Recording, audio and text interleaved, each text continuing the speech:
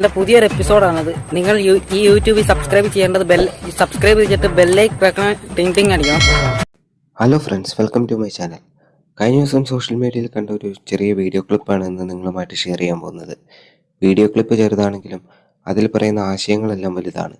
ഇത് കേരളം മൊത്തം ഇതുപോലെ ചെയ്യുകയാണെങ്കിൽ നമുക്ക് കേരളത്തിൽ വലിയൊരു മാറ്റം തന്നെ കൊണ്ടുവരാൻ സാധിക്കും. എന്തായാലും നമുക്ക് ആ വീഡിയോ ക്ലിപ്പ് ഒന്ന് കാണാം. ചേട്ടനൊരു കുപ്പിയെ അവിടെ വെച്ചിട്ട് വലിച്ചെറിഞ്ഞായിരുന്നു.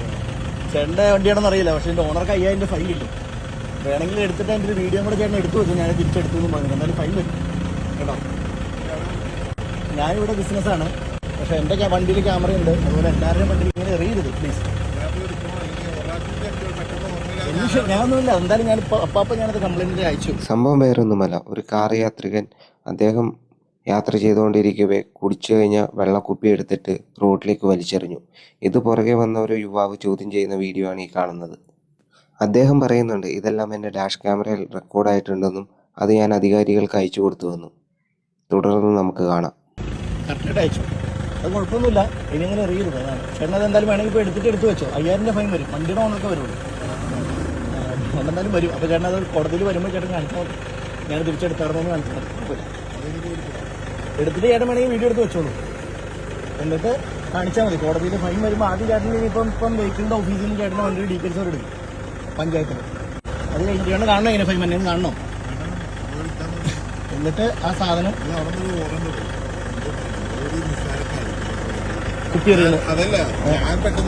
ഇതിൽ കാറിലിരിക്കുന്ന ആൾ പറയുന്ന ഒരു കാര്യം കണ്ടു. ഒരു ചെറിയ നിസ്സാര കാര്യത്തിനാണോ താങ്കൾ ഇങ്ങനെ പെരുമാറുന്നതെന്നാണ് അദ്ദേഹം ചോദിക്കുന്നത്. എന്നാൽ ഒരു നിസ്സാര കാര്യമായിട്ട് ഇത് തോന്നുന്നില്ല. കാരണം നമ്മുടെ വീടാണെങ്കിൽ ഒരിക്കലും നമ്മളിങ്ങനെ ചെയ്യില്ല. നമ്മുടെ വീടും പറമ്പിലും ഒന്നും മാലിന്യങ്ങൾ കൊണ്ടിടാനുള്ളതല്ല എന്നുള്ള ബോധം നമുക്കുണ്ട്. അതുകൊണ്ട് തന്നെ നാം അവിടെയൊന്നും ഇത്തരത്തിലുള്ള മാലിന്യങ്ങൾ വലിച്ചെറിയില്ല.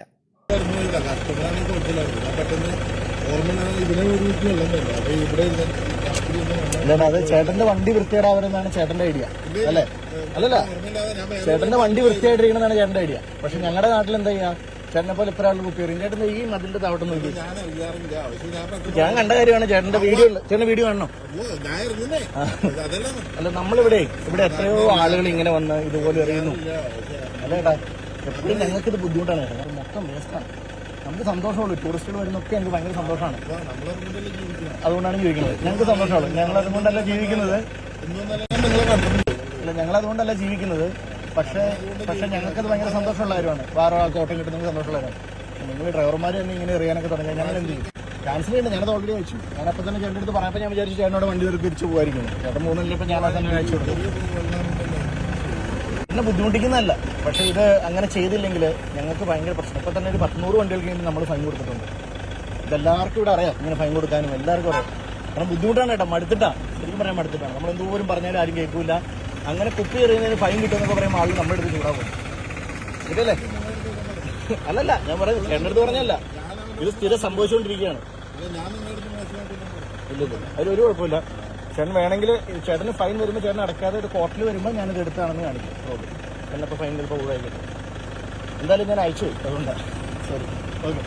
എന്തായാലും ആ പുറകിൽ വന്ന കാറുകാരൻ വീഡിയോ സഹിതം ഈ ഒരു കാര്യം റിപ്പോർട്ട് ചെയ്യേണ്ടവർക്ക് റിപ്പോർട്ട് ചെയ്തിട്ടുണ്ടെന്നാണ് പറയുന്നത്. അതുകൊണ്ട് തന്നെ അദ്ദേഹത്തിന് ഫൈൻ വരുമെന്നും ഇദ്ദേഹം പറയുന്നു. ഇതുപോലെ മാലിന്യങ്ങൾ പൊതുസ്ഥലങ്ങളിലും റോഡുകളിലും വലിച്ചെറിയുന്നവരെ നാം നിയമത്തിന് മുൻപിൽ കൊണ്ടുവരണം. അത് ഓരോ പൗരൻ്റെയും ഉത്തരവാദിത്തമാണ്. ഇത്തരം കാര്യങ്ങൾ ശ്രദ്ധയിൽപ്പെട്ടാൽ അതിനെതിരെ അധികാരികൾ ശക്തമായ നടപടികൾ സ്വീകരിക്കുകയും വേണം. എങ്കിൽ മാത്രമാണ് ഇതുപോലെ നാളെ ഒരാൾ ചെയ്യാണ്ടിരിക്കുകയുള്ളൂ.